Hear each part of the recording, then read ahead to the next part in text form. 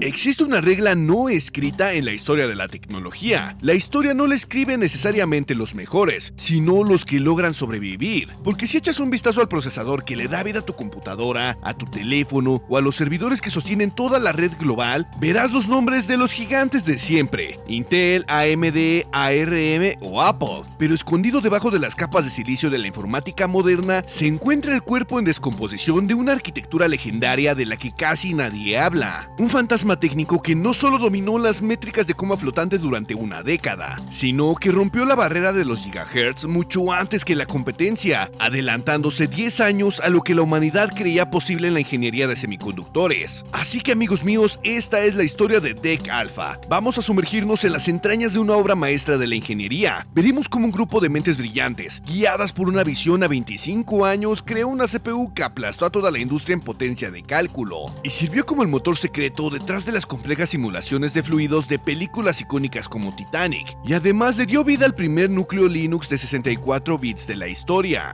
Pero sobre todo, exploraremos la tragedia y por qué tener la mejor ingeniería no sirve de nada si tu ecosistema de software es un páramo, cómo la CPU más perfecta de su era fue ejecutada en su cima absoluta. Así que prepárate, ve por tu desayuno, ve por tu cafecito y tal vez una bebida. Ponte el pantalón porque vamos a comenzar con esta historia. Pero antes, un pequeño mensaje de nuestro sponsor. Espera un momento, ¿quieres conseguir tu Windows y tu Office totalmente legal y a un precio realmente bajo? Pues aquí te traigo el mejor sitio confiable donde puedes comprar tu licencia tanto para Office como para Windows, y también si los quieres comprar en paquete, ¿por qué no? Porque aquí vas a poder conseguir desde el mismísimo Office 2016 Professional Plus hasta el Office 2024 Home. Y déjame decirte que no tienes nada de qué preocuparte, porque te los traigo con un descuento del 62%. Y si te preguntas qué hay para activar tu Windows, pues vas a poder encontrar desde la licencia de Windows 10 Home hasta la de Windows 11 Pro. Y no solo eso,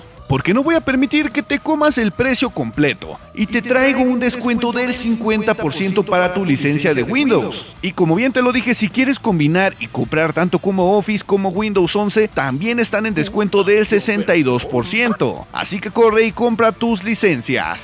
Pero ahora sí, continuemos con este video. A finales de los años 70 y a principios de los 80, el verdadero centro del universo informático no estaba en Cupertino. Bueno, tampoco en el garage de Palo Alto. Estaba en Maynard, Massachusetts, dentro de una antigua fábrica textil de ladrillo rojo. Ahí reinaba Digital Equipment Corporation, o mejor conocida como DEC, fundada por Ken Olsen y Harlan Anderson en el año 1957. Y si hablamos de quién era Ken Olsen, era un brillante ingeniero del Instituto Tecnológico de Massachusetts, que había construido DEC con una filosofía bastante clara: crear computadoras interactivas, potentes y accesibles para ingenieros y científicos que odiaban la burocracia de las tarjetas perforadas de IBM. Mientras IBM vendía catedrales de cómputo caras y monolíticas en esquemas de renta, DEC inventó la minicomputadora con la legendaria serie PDP. Porque reconozcamos, IBM era el imperio bancario formal con trajes azules y DEC era el paraíso de los ingenieros con camisas de cuadro y café de filtro de dudosa procedencia. Y en el año 1970, DEC lanzó la PDP-11. Fue un éxito masivo, y además la máquina exacta donde Ken Thompson y Dennis Ritchie crearon Unix. Pero la PDP-11 tenía un límite biológico infranqueable. Su arquitectura era de 16 bits. Piensa en los bits como el índice de direcciones de memoria que un procesador puede direccionar nativamente. Con 16 bits, el procesador solamente podía administrar 64 kilobytes de memoria a la vez, y esa estructura se llenaba más rápido que la tabla de enrutamiento de un servidor barato bajo un ataque de denegación de servicio. Así que para resolver el estrangulamiento de los 16 bits, un equipo liderado por Gordon Bell diseñó una arquitectura de 32 bits que se convertiría en el estándar de oro de la industria durante más de una década, y este fue VAX, acrónimo de Virtual Address Extension. El primer sistema VAX fue lanzado en el año 1977. Definía la filosofía del CISC, o computadoras con conjunto de instrucción complejas. En términos de arquitectura, CISC significaba que el procesador intenta resolver tareas de alto nivel directamente desde el hardware. VAX tenía 304 instrucciones diferentes. Tenían comandos tan específicos y complejos que el procesador intentaba calcular polinomios matemáticos en el propio silicio. Esto era el equivalente a intentar compilar un sistema operativo entero en una una sola línea de código, en lugar de dividirlo en módulos eficientes. A los programadores esto les encantaba, porque el hardware hacía el trabajo complejo, pero lo hacía de manera interna. El procesador era un laberinto de circuitos densos y lentos, así que durante una década VAX dominó los centros de datos. DEC creció hasta ser la segunda empresa de computación más grande del planeta, pero a mediados de los años 80, esta complejidad estructural se convirtió en su condena. Como VAX intentaba procesar demasiadas instrucciones asimétricas al mismo tiempo, sus lógicas de decodificación requerían mucho espacio y además generaban un calor excesivo, lo que impedía aumentar la frecuencia del reloj. El rendimiento del procesador se estancó matemáticamente, y mientras DEC intentaba salvar su arquitectura, investigadores de la Universidad de California demostraron una hipótesis radical. ¿Qué pasaría si en lugar de intentar procesar una matriz gigantesca en un solo ciclo, la dividimos en instrucciones básicas y uniformes, además ejecutadas a una velocidad absurda? Y así, amigos míos, es como gracias a David Patterson en Berkeley y John Hannessy en Stanford, le dieron vida a la revolución RISC, o computadoras con conjunto de instrucciones reducidas. Y entonces, a finales de los años 80, empresas como Sun Microsystems, MIPS e incluso los mismos de IBM lanzaron procesadores RISC que superaban por completo la velocidad operativa de los lentos sistemas VAX. En DEC, los ingenieros vieron el colapso inminente. Necesitaban dar el salto a la arquitectura RISC urgentemente, pero la dirección ejecutiva estaba completamente cegada por los ingresos financieros que aún les generaba su viejo hardware. Pero seamos honestos, dentro de DEC no faltaba talento, lo que sobraba era un caos organizacional. Diferentes equipos de ingenieros comenzaron a desarrollar procesadores RISC de alta velocidad en secreto, intentando salvar el futuro tecnológico de esta compañía, destacando un proyecto brillante llamado Prism, liderado por el legendario Dave Cutler. Tenía su propio procesador y un sistema operativo de 64 bits en desarrollo, pero en agosto de 1988, la junta directiva de DEC, presionada por los gerentes comerciales del antiguo VAX, que temían perder sus bonificaciones, cancelaron el proyecto Prism para seguir invirtiendo en extensiones para el hardware obsoleto.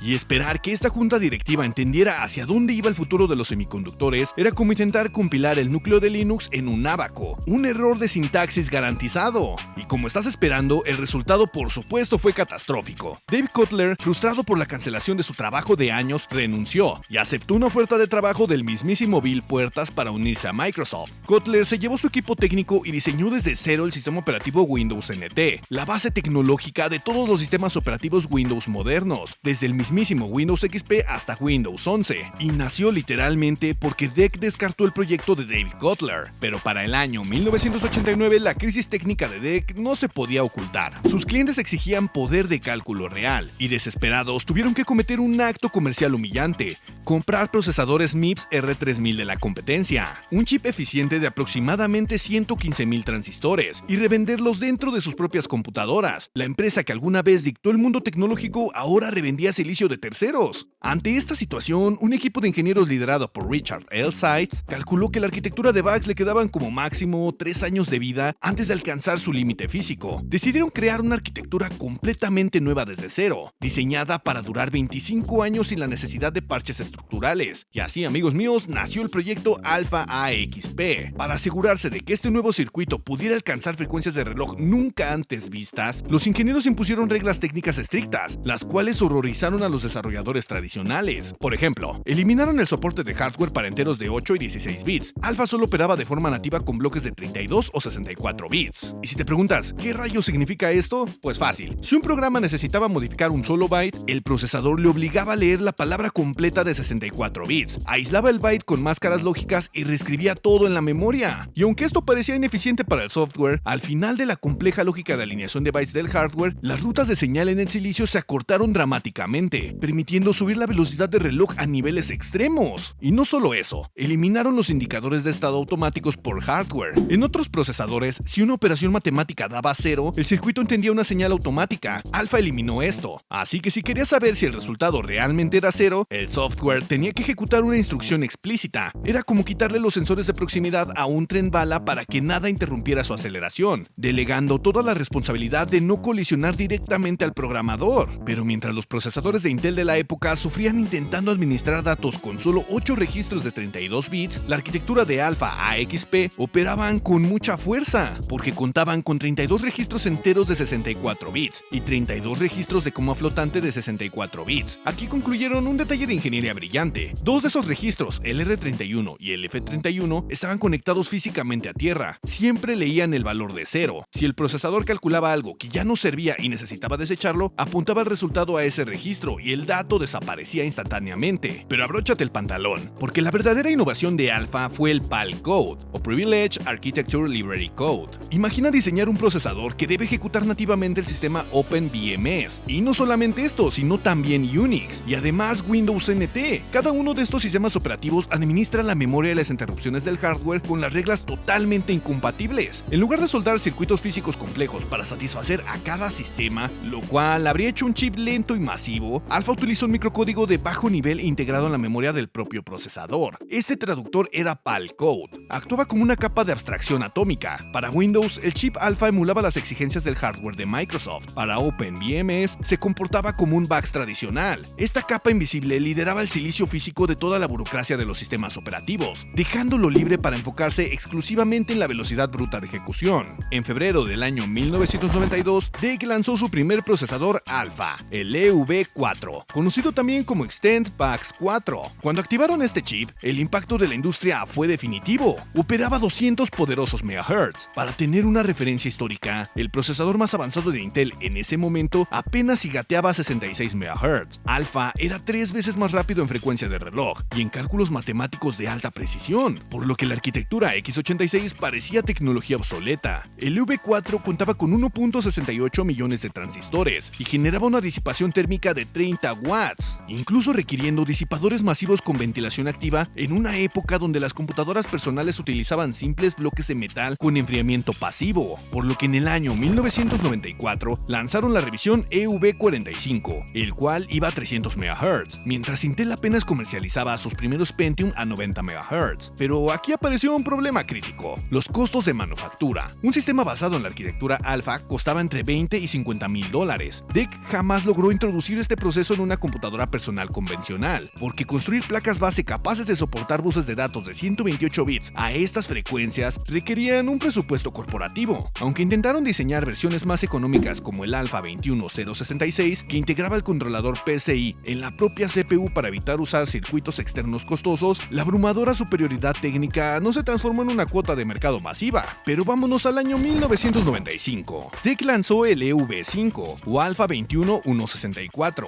Este procesador no solo incrementó la frecuencia hasta los 500 MHz, sino que revolucionó las instrucciones por ciclo. Era un procesador de ejecución superescalar, de emisión cuádruple. Podía decodificar, procesar y finalizar 4 instrucciones completas en paralelo en cada ciclo de reloj. Y para asegurar que estas unidades lógicas nunca detuvieran su procesamiento por falta de datos, implementaron algo histórico. Integraron la memoria caché secundaria o caché L2 directamente en la pastilla de silicio del procesador. Esto redujo drásticamente la latencia, eliminando la necesidad de acceder constantemente a los módulos de memoria RAM externos de la placa base. Las pruebas de rendimiento estandarizadas de la época demostraron una superioridad indiscutible. El Alpha EV5 casi duplicaba el rendimiento en números enteros del procesador Pentium Pro de Intel, y además triplicaba su capacidad para operaciones de coma flotante. Las supercomputadoras de la serie Cray T3E utilizaron procesadores Alpha interconectados para dominar la lista mundial de los equipos de alto rendimiento. Pero bueno, después de tanto éxito, aquí es donde comienza el declive estructural. Poseer el hardware más avanzado del mundo no tiene ningún valor si el ecosistema de aplicaciones es inexistente. El sistema operativo Windows NT operaba a máxima velocidad en código nativo de Alpha, pero las empresas de software comercial se negaban a destinar presupuesto para compilar versiones específicas para esta arquitectura. Recordemos que el 95% del mercado de consumo utilizaba procesadores x86 de Intel, y para ejecutar software comercial en estas estaciones de trabajo, Alpha tenía que emular las instrucciones de Intel mediante software. Hacer que un Alpha emulara un procesador x86 era como obligar a un clúster de supercomputación a ejecutar cálculos en modo de compatibilidad de MS2. El sistema gastaba la mayoría de sus ciclos de reloj en la traducción del código, resultando en un rendimiento inferior de una computadora económica. Pero también trajeron la solución. Su equipo desarrolló en 1996 una herramienta excepcional, DEC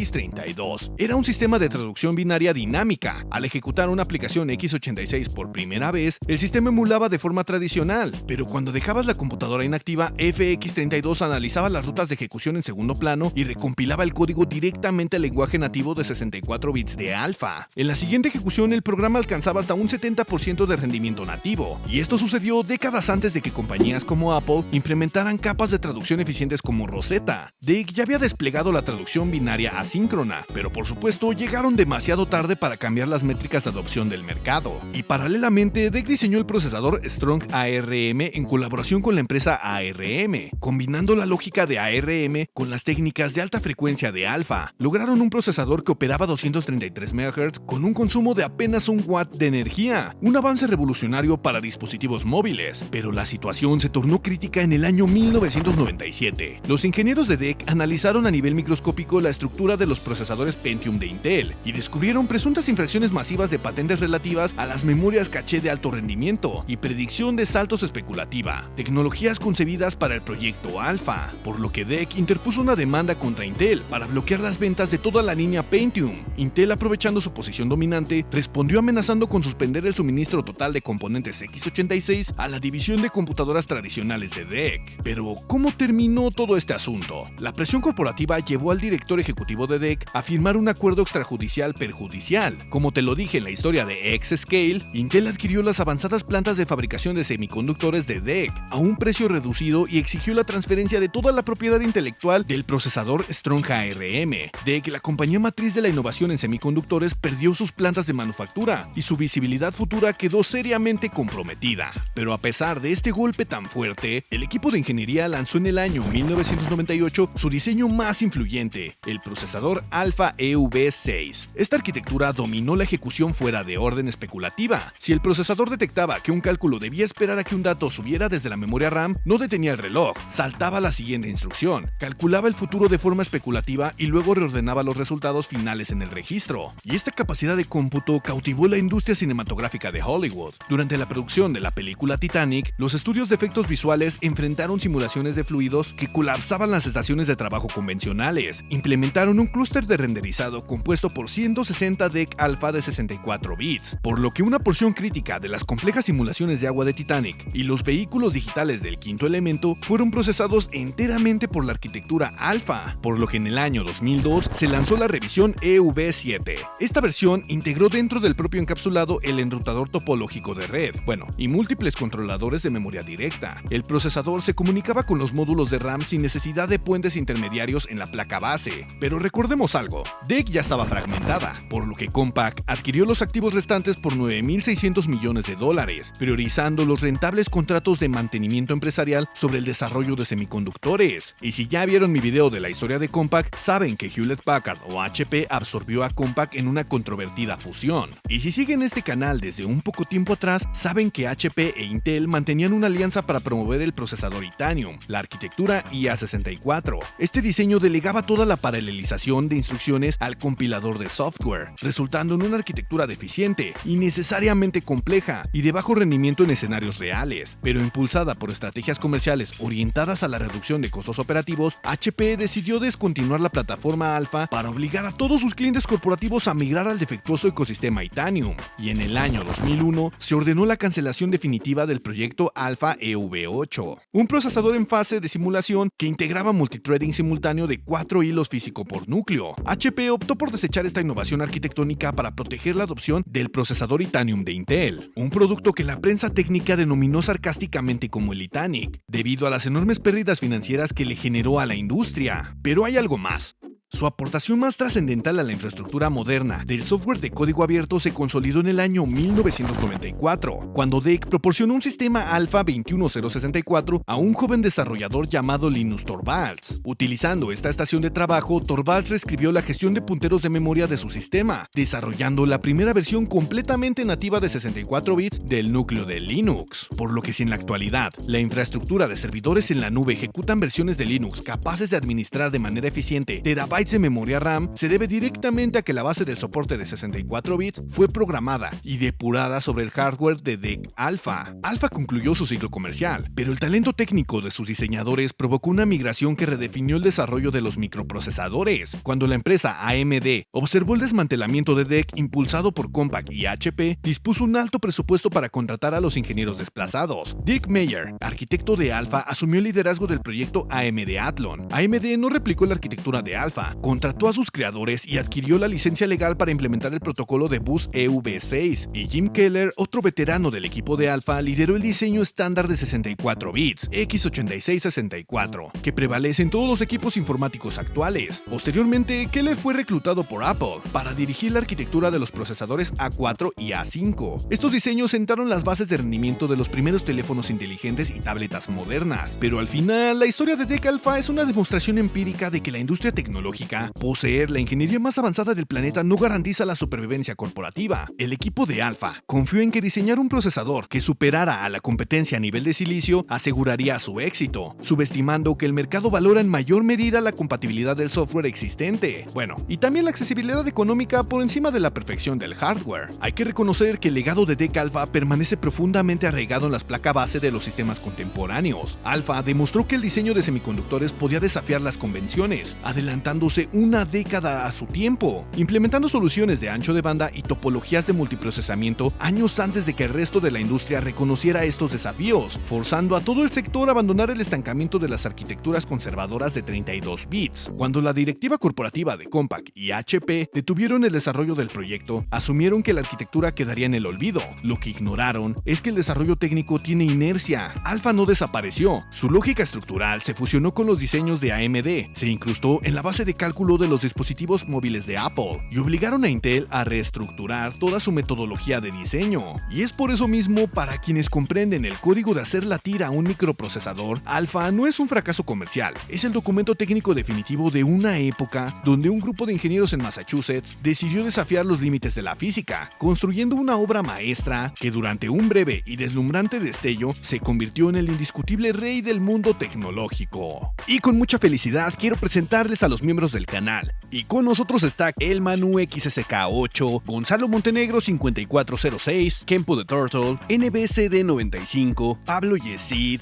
Adri Cirosu, Alonso 14, Damn Damnation, Diez Valar 1 y no podemos olvidar a Juan Manuel Rojas Hernández. Les mando un gran saludo y un fuerte abrazo. Muchas gracias por apoyar el canal. Y si te gustaría saber de algún tema en especial de algún procesador, puedes hacérmelo saber igual en la caja de comentarios. Estoy pensando en abrir un apartado de encuestas, donde ustedes mismos elijan el próximo tema del video. Así que si estás escuchando esto, estate atento a las encuestas, porque estaré dejando 3 opciones para el próximo video en la próxima encuesta del canal. Te invito a darle like al Hyper y a suscribirte. También a seguirme en mis redes sociales, las cuales estarás viendo en pantalla. Y si quieres apoyarme con un super, claro que puedes hacerlo. Te dejo en pantalla cómo hacerlo. Así que yo soy Alan, el gamer desempleado, y nos veremos en el próximo capítulo.